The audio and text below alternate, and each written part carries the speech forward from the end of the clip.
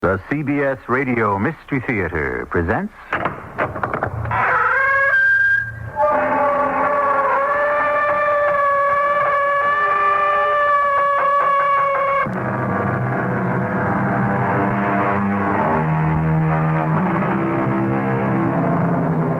Come in. Welcome. I'm E.G. Marshall. A medieval German philosopher once sagely remarked that there is no place on a cart where a fifth wheel can be used. And yet, it would appear that life itself abounds in what might be considered fifth wheels. All those supernumeraries who are always coming along just for the ride. How easily they can transform a safe and pleasant promenade into a vulnerable, perilous pilgrimage.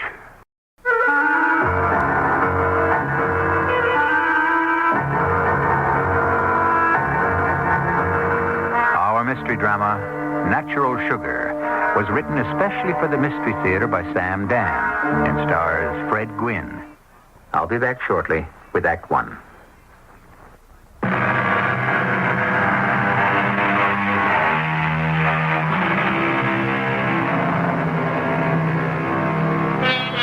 For 3 years, the theater has been packed. The play could probably run forever. It's a pretty good mystery story, but it happens to star Emmett and Louise Brundage. And it doesn't matter what they do. They could even, as the saying goes, read the telephone directory to standing room only. We are watching their play approach its climax. They are alone on stage. He sits with his back to her in an easy chair, facing the window. She is at the table, pouring a cup of tea. And of course, you want your own special sugar, my dearest. He nods his head. She picks up a paper sugar packet. There's a gasp from the audience. They know it contains poison. Breathless, they watch her tear it open and pour the contents into his cup. Here you are, my darling. He needs that cup of tea. He drinks with appreciation. Suddenly he stops. There's a look of terror on his face. He tries to speak. He cannot. The cup and saucer drop from his trembling hands. He pitches forward, falls in a crumpled heap on the floor. In a few moments, the audience recovers from its shock. We hear the applause as the curtain falls. Emmett, darling, with hands so expensive these days, should you give so much of it away for free? Ready for your bows now. How about it, Mr. Brundage? Emmett, get up so we can take a bow. Are you going to lie there all day? Emmett? Hey, what's wrong? Fred, don't raise the curtain. Hey, what's the matter? Get a doctor.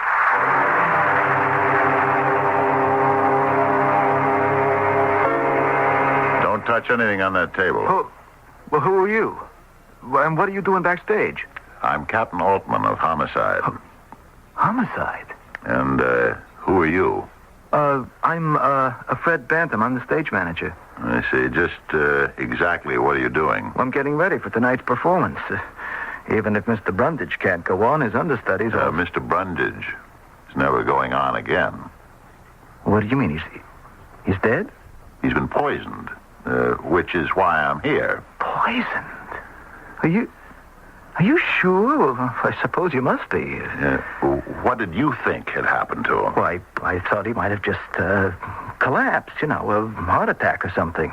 That's what you thought. Oh, yes, sir. I've seen it happen before on the stage. A performer just collapses. Yeah, well, now you know. It wasn't a heart attack. Yeah. Now that you tell me he was poisoned. Funny. Funny? What's funny about a man being poisoned? Oh, nothing. It's just that every night he's supposed to be poisoned in the play, and here he, well, go figure it. That's exactly what I'm trying to do. It so happens that I saw this play. Oh, did you like it? My wife dragged me. $17 a piece. It wasn't worth... But anyhow, she poisons him in the play, right? Yeah, you could say she acts as the instrument. What do you mean? Well, the audience isn't supposed to be quite sure. About what? Whether she meant to poison him or whether his clever plot to poison her simply backfired. Seemed to me that for $17 we ought to know. Now, she poisoned the tea out of that pot on the table? Yes, Captain. I see. Has anybody touched that pot since the curtain went down on the matinee? Oh, no. So there's still some tea in here. Say, Ernie, run this down to the lab, will you? I assure you, Captain, there's nothing wrong with it. How do you know? Well, because I brewed tea myself. Nobody said you were in the clear either. It was real tea, huh? Yeah, a special herb tea that Mr. Brundage was fond of.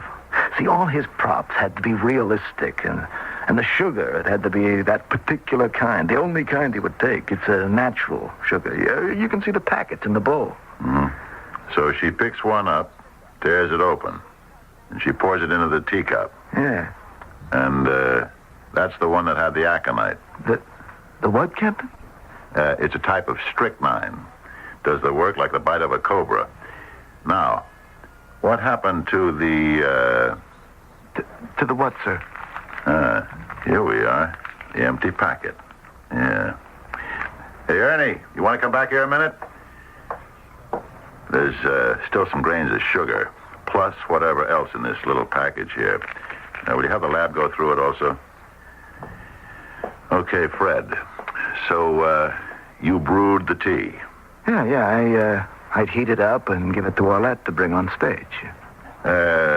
Wait a minute. She plays the maid, right? Yeah, Arlette Jackson. Fred, I want everybody in the cast, everybody in the crew, everybody who was here on this side of the footlights to be ready for questions.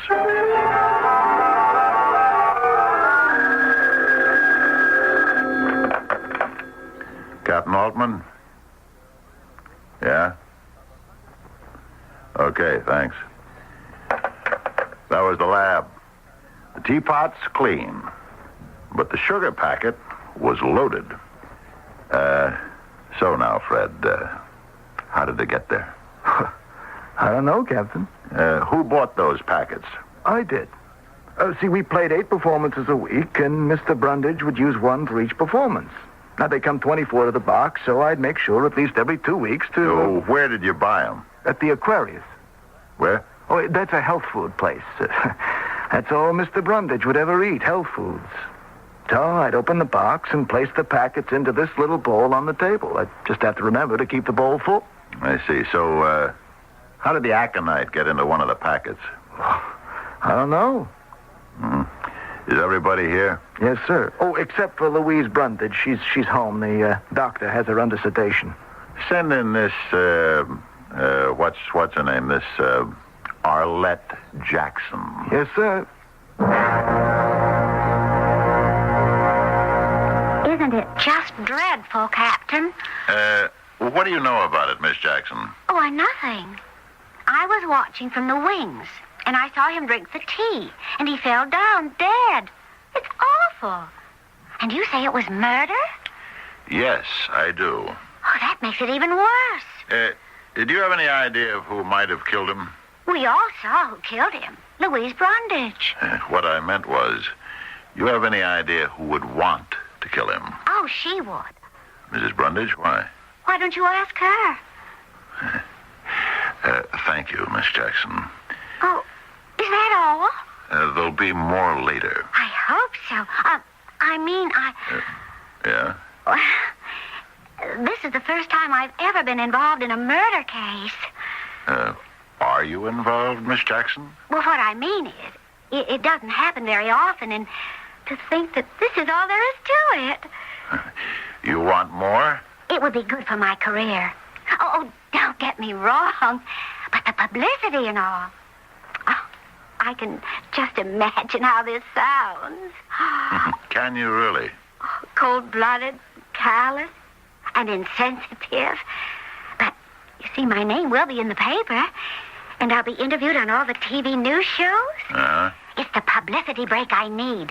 The break I've waited for all these years. Getting back to Mrs. Brundage, why do you say she might want to kill him? Because he was going to leave her. He was?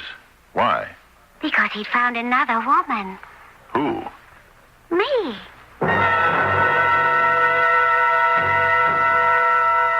I'm sorry I have to talk with you at this time, Mrs. Brundage. It's as good or as bad a time as any, Captain Altman. Mrs. Brundage, will you have any reason to want to murder your husband? No. That isn't what I hear. What do you hear, Captain? Backstage gossip? Well, was he having an affair with Arlette Jackson? Yes. Well, couldn't that be considered a motive? My dear Captain Altman, if I'd have murdered my husband every time he had an affair, he'd have died, well, I won't say 1,000 deaths, but he'd have needed more lives than a cat. Infidelity can be a motive. So I murdered him because he was having an affair with Arlette.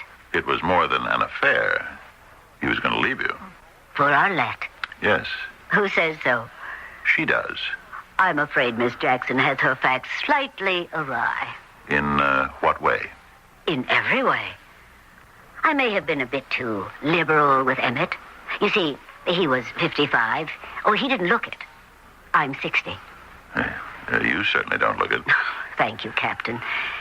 Well, we'd been married for almost 30 years. For most of them, he'd been an average, faithful husband.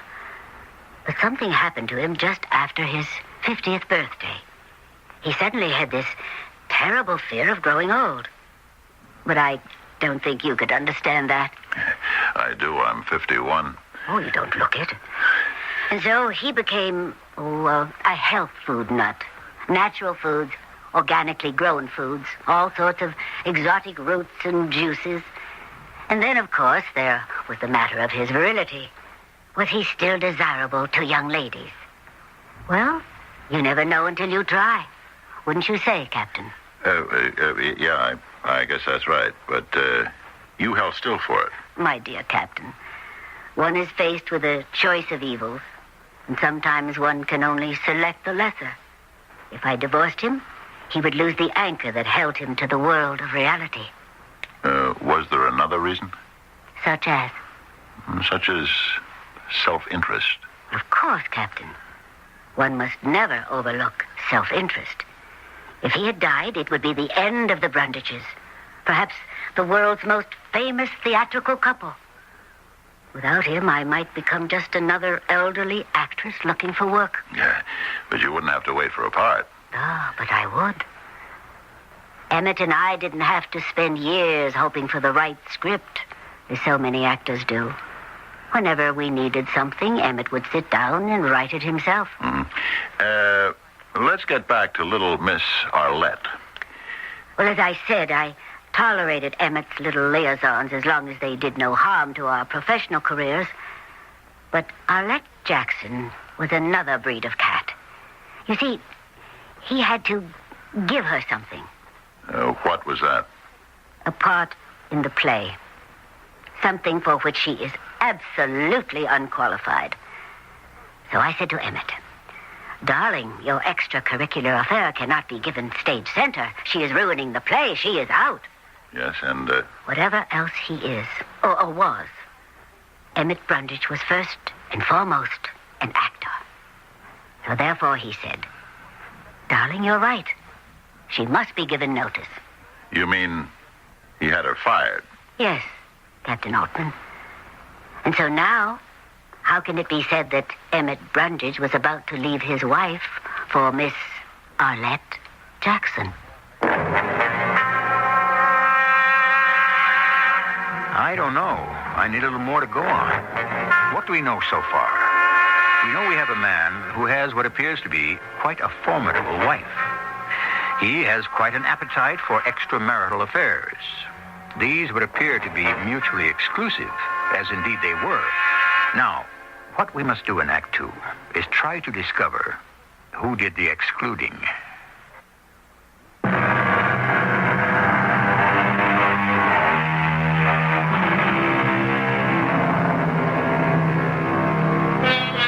In professional sports, a man is hired because of his youth and strength, basically. When that is gone, he is fired. In private industry, a person is hired to perform a job. When that person's ability declines, for whatever reason, that person is fired. Yes? Now, a man marries a girl because she's beautiful and sexy. I know this has the most violent overtones of male chauvinism, but I'm merely reporting the world we live in. After some time, she's no longer beautiful. it's not so easy to get rid of her. So, what do a great many men do? They start looking for greener pastures. Fred, Yes, Captain. is it true that Arlette Jackson was going to be fired? Yes, but we were sitting on it till we could get a replacement. Why? I guess it was pretty common knowledge. She and Emmett Brundage were having a thing. I see, and Mrs. Brundage didn't like it? Well, it was partially that. What was the rest of it? Well, he was getting tired of her. I see. If it hadn't been for the relationship she was having with Emmett Brundage, would she have gotten the part? Are you kidding? Maybe she's got the legs to be a showgirl in Vegas, but she doesn't belong on a Broadway stage. So, we have a three-character play on the stage. Mr. Brundage, his wife, and the maid. It's one set, a library. Yeah, everything happens right here. Yes, sir. You never change anything on the set, right? It just remains in position. Here's the table. It has the bowl with the sugar packets. It's here all the time, right? Yes, sir. Yes, sir. Everything you need for the play is also here all the time. The only thing that gets brought on is the teapot and the tray with the cups and saucers. That's right. But the poison, it doesn't come from the teapot. It's in one of the packets on the table. And Mrs. Brundage is the one who pours it into the cup. Now, how does Arlette manage to get her to use the right packet? Are you saying that Arlette murdered Mr. Brundage? I'm saying we should discuss it further.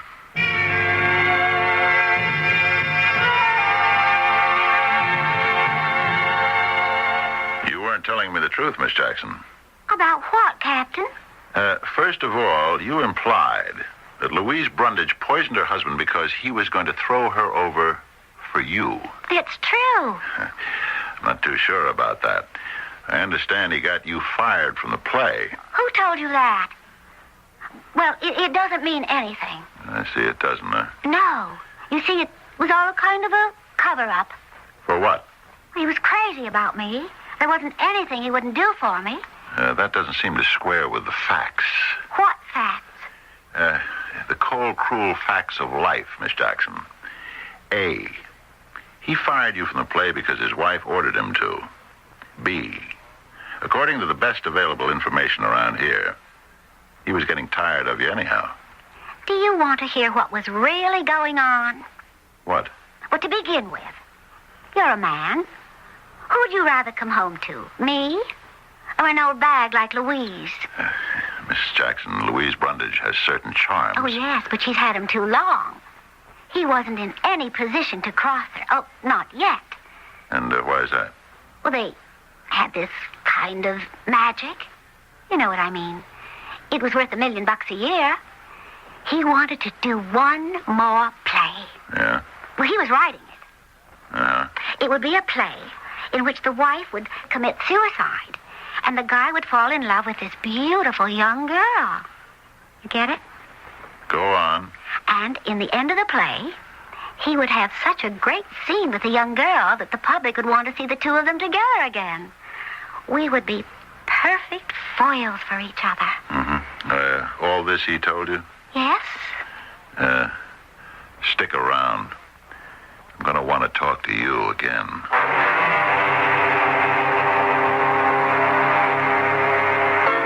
Mrs. Brundage, was your husband working on another play? What do you mean, Captain? Was he? Well, he was always putting down ideas, but as far as a definite new play, no. If he were working on another play, would you know about it? Well, I think so. As a matter of fact, I would have to. How could I be unaware of it? So he was not, to the best of your knowledge, working on a play in which a man kills his wife because he wants to marry a young girl? No. I can say he was not. Mrs. Brundage, it's been established that your husband died because of the sugar packet that you emptied into the teacup. Yes, you've told me. Well, certainly there are enough witnesses to what happened. You reached into that small silver bowl, took a packet, opened it, poured it, and that did the job. My question, was there anything about that particular packet that would make you pick it up? No. What were you conscious of when you selected it? You say selected, but I didn't select it. I just reached in. Were you conscious of picking one rather than another? No. Were you conscious of anything? No. I just took the first one that came to hand. That would be the one on top. Captain Altman, am I a suspect? Mrs. Brundage, when I'm on a murder case, everybody's a suspect. Would it make sense for me to kill my husband in front of 800 witnesses? No, it wouldn't make sense, but maybe you're counting on us to believe that. You don't do much for a person's ego, Captain. I'm not in that business. Let's go through motives. You had one, the betrayed wife. Arlette Jackson had one, the spurned girlfriend. What other motives do we have? Oh, there were a great many people who disliked Emmett. Yes? Mostly because he was successful. Did any of them dislike him enough to kill him? What is enough? Beside you, who would gain by Emmett's death? There's always that, isn't there? Money. No matter what you hear about love, money and what it can buy is still the number one cause for homicide. You might continue your discussions with Fred Bantam. The stage manager? Yes. He's been a stage manager for a long time. And he has dreamed that stage manager's dream, to become a producer. Some time ago, he needed some front money. What's that? Money to get started on a production, to option a play and get various things in motion. Mm-hmm. He needed about, $10,000. He asked Emmett to invest, but Emmett said no. He'd lend him the money. 10,000, huh? At a pretty good rate of interest. Emmett was quite shrewd about his dollars. Lately, I understand Fred's been having trouble keeping up with his payments. Yeah, I see. Thank you.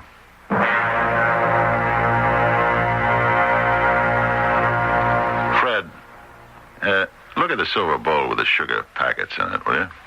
What about it, Captain? Now, you generally keep it pretty full, right? Yeah, we can't take a chance on running short. Uh-huh. Somebody had to prepare a packet. The one here that we had analyzed at the lab, grains of the poison were still in it. What he or she did was to carefully slit the packet open, slip in some of the poison, and then glue it together again. If you look closely, you can see where it was done. Now, if Louise Brundage did it... Are you accusing her? I said if. She'd have known which packet it was. But if Arlette is guilty, how would Arlette get her to pick up the right one? Are you accusing Arlette? Or, how would you get Mrs. Brundage to pick up the right one? Hey, are you accusing me? Not much of a problem. You or Arlette would place the poison packet on top of the others, the very top one. That's the one she'd automatically pick. Now, if accidentally her fingers might brush it aside this performance, then the next one.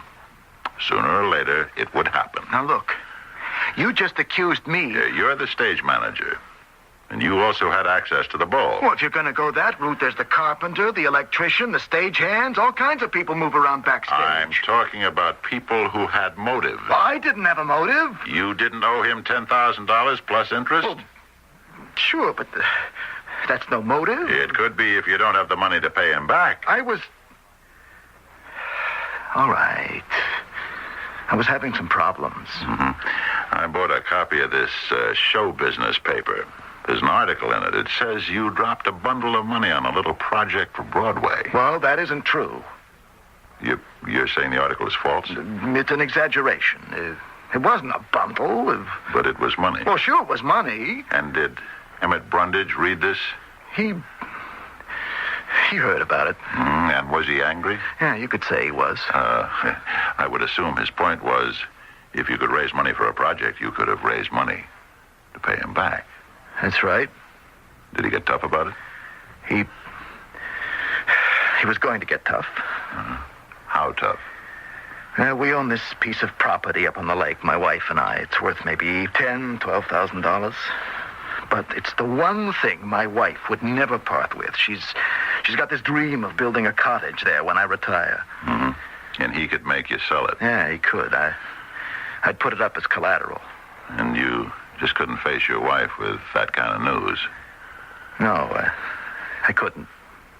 So, you killed him. No, I didn't. Come on, Fred. Look, I know it looks bad, but I didn't kill him. I'm not the kind of guy who could kill anybody. I've heard that before. Yeah, I know you have, but I'm different.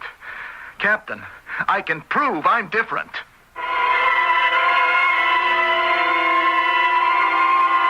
And we're going to give Fred every chance to do that in Act 3. You must admit, we have a fair share of suspects, and each of them has adequate motivation. Is it the wife, the girlfriend, or the stage manager? One of the above? None of the above? Or perhaps all of the above? We shall compare notes shortly in Act 3.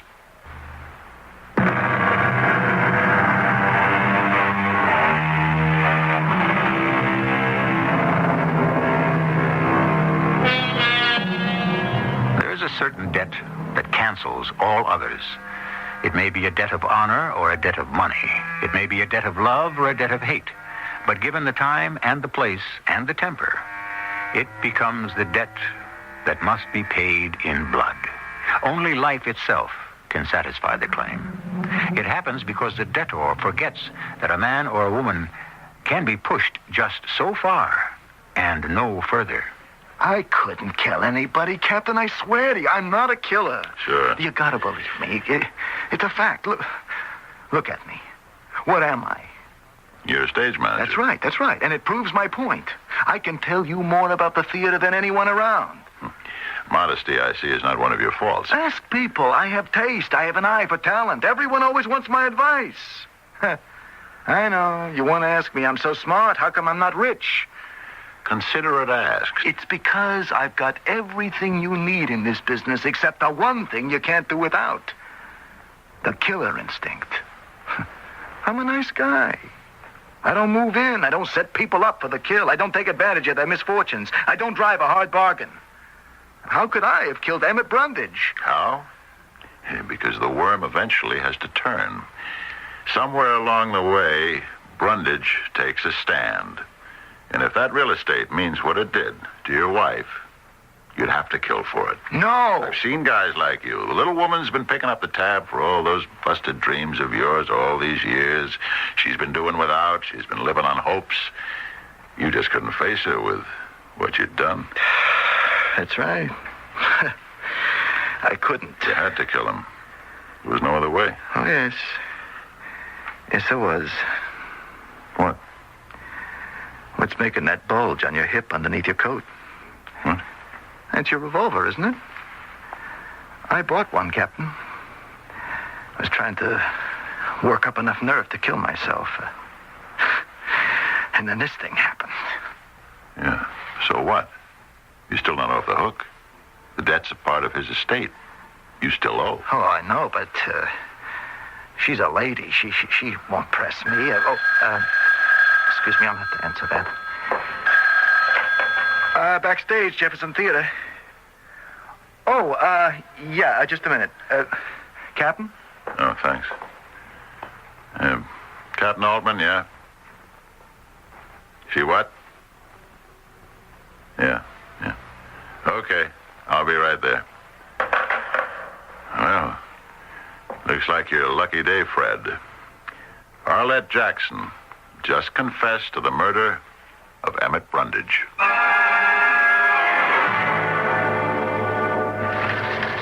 The sergeant tells me you want to make a statement, Miss Jackson. Yes, I do, Captain. Why did you kill Emmett Brundage? You know why? I do. Well, you even told me. Because he used me. How did you kill him? You know how. With the poison sugar packet in the bowl. But you're not the one who had to pick it up. and open it and pour it into his tea. That's right. So how could you make sure Mrs. Brundage picked up the right one? Any of them could have been the right one. Just how is that? I got hold of enough of that stuff to make up about half a dozen packets. Just before the show began, I emptied the bowl of the real sugar packets and put the poison ones in. So, whichever she picked. I see. After the show, I was able to sneak the poison ones out and put the other ones back. Oh, but weren't you afraid you might be arrested later? No. I thought she'd be blamed. Well, you know, the jealous wife angle. Just why do you want to confess? Why? Because I'm guilty, that's why. I thought I could get away with it. But I've got a conscience. It would bother me too much. All right, Miss Jackson. Ernie, get a typist in here, will you?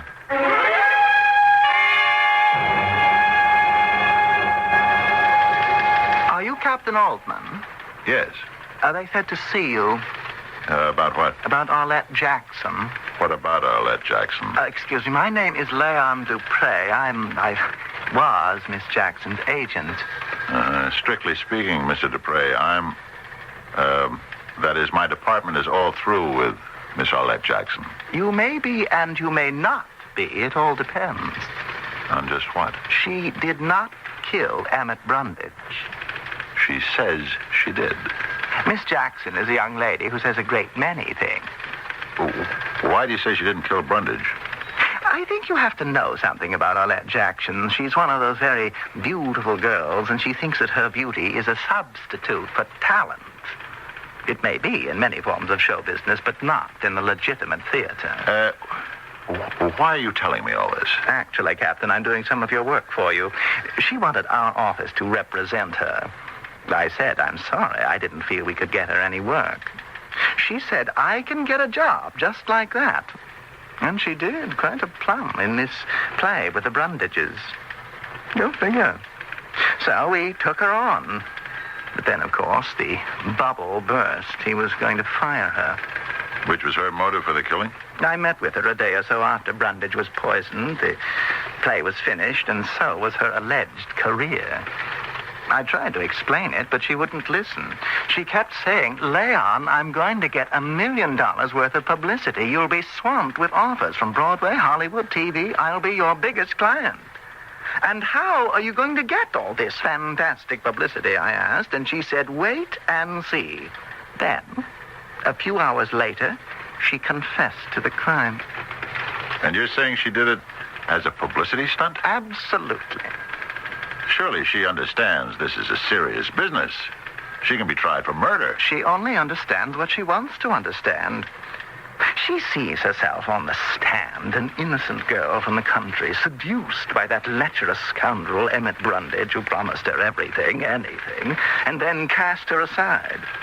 She thinks the jury is going to give her a standing ovation. I think by this time she may even believe it herself. I'm convinced of it. Captain, you want to know why? Yes. He was a great method actor, that Emmett Brundage. You know, you had to believe in your part. You had to become the part. So, she absorbed it. The idea of being the killer. Look, Captain, all you've really got is her confession.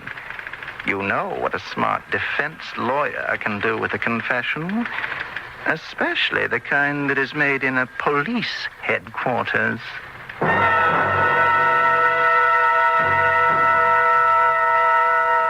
And so, Rex, if you think I'll put up with your insufferable patronizing just for the hope, the remote possibility that you'll favor me with a smile, an occasional kiss, permit me to tell you in no uncertain terms that the answer is yes. Yes, my darling. Yes. Thank you, Louise, darling. That was marvelous, as usual. And thank you so much for coming. It's like old times. Very old times, Roger. We'll be in touch. Oh, hello. They'd said I'd find you at this theater, auditioning. We better move back to the stage door.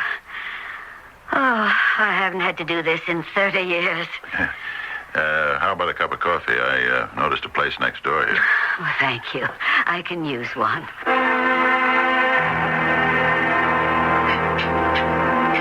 Back to the grind so soon, huh? Well, I have to keep working. Besides, the rent has to be paid every month. Oh, I thought you and Emmett were pretty well fixed. Don't believe everything you read about show business salaries. You were looking for me, Captain. Yes. I want to ask you a question. May I? Of course. When did you decide to kill your husband? How neatly you phrased that, Captain. Not did I, but when did I? Would you like to answer it? I don't have to, unless I'm formally charged. And even then, I wouldn't be required to.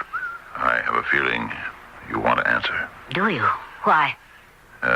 Fred Bantam said it, but he didn't have to. It's obvious. You're a lady. Thank you. Ladies may be a disappearing breed. That's why when you encounter one, she stands out. What is the purpose of this flattery? It isn't flattery, Mrs. Brundage, if it's the truth. You are going to confess to Emmett's murder. But Arlette Jackson has already confessed. You and I know that Arlette Jackson is a kook. Why do you insist that I killed him? Murder is always a matter of motive. Fred Bantam had one. But being Fred Bantam, he was willing to be stepped on again. How well you know him, and on such short acquaintance. Mm-hmm. Arlette, there's always another guy somewhere for her. Oh, yes. She has a long way to go before age catches up with her. It caught up with you. Finally. Yes? Your husband was a fool. You see, he was writing a new play. Oh? Mm-hmm. I used to help him. He said to me, what would a woman write in a suicide note? A woman who would want to kill herself because her husband no longer loved her. And so I sat down and wrote such a note, filled with melodrama about life being at an end, no longer worth living. Yeah? And what about it? Well, I wrote it, and I forgot about it. Then one day I came to the theater early. I overheard a conversation between Emmett and Arlette. She said, you promised to get rid of her, and he said, I will.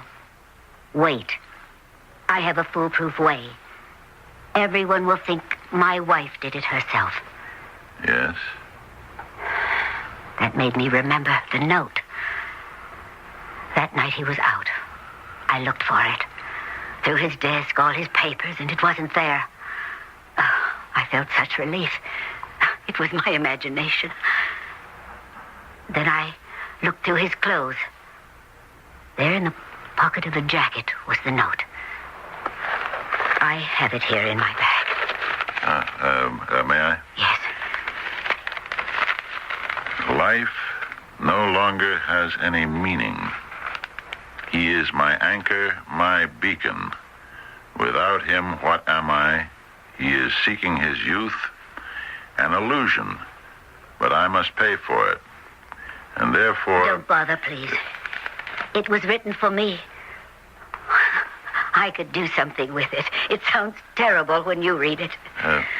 And on the strength of this, you poisoned him? No. On the strength of a letter I found in his desk from a friend of ours who was a chemist and told him what poisons could act quickly. For playwriting purposes, you understand. And then I found some packets of sugar in his desk drawer. Why would they be there, I asked myself. Were they filled with poison? Yes. How did you find out? There was only one way. I brought one to the theater with me and emptied it into his tea for our final scene. You see, till then I couldn't really be sure. And so you found out? The hard way. And so did Emmett. Just a split second before he died. Actually, it was self-defense. In a way. You're right, Captain. I couldn't keep it a secret. I would have had to confess eventually. Confess. But don't be disappointed. Why would I be disappointed? If nobody believes you. You're such a lady. How could you do it? Perhaps you're only trying to protect poor little Arlette or vulnerable Fred Bantam. But I have this note as evidence. Yeah. And who is to say you didn't type it this morning? But you believe me? Mrs. Brundage, I'm only a cop. Do you mean, in the end, no one will pay for Emmett's murder? But that's impossible. Why do you say that? It happens all the time.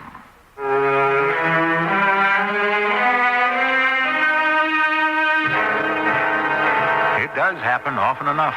We have all sorts of unsolved crimes for which no one ever seems to pay a price. And one way or another, they find their way back into the rear of the files, where they gather dust until someone needs the space. Then they are put somewhere else, where eventually they are lost or destroyed, and life goes on. I shall return shortly.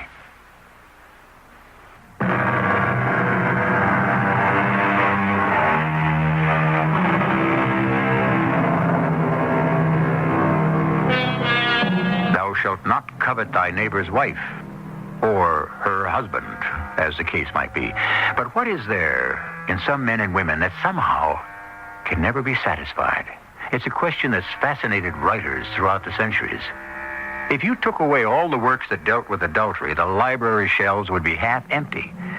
There would be almost no theater, and your movie and TV screens would hardly ever be lit. One thing you have to say for sin: it has inspired some of the great stories. Our cast included Fred Gwynne, Evie Juster, and Russell Horton. The entire production was under the direction of Hyman Brown. This is E.G. Marshall inviting you to return to our Mystery Theater for another adventure in the macabre. Until next time, pleasant dreams.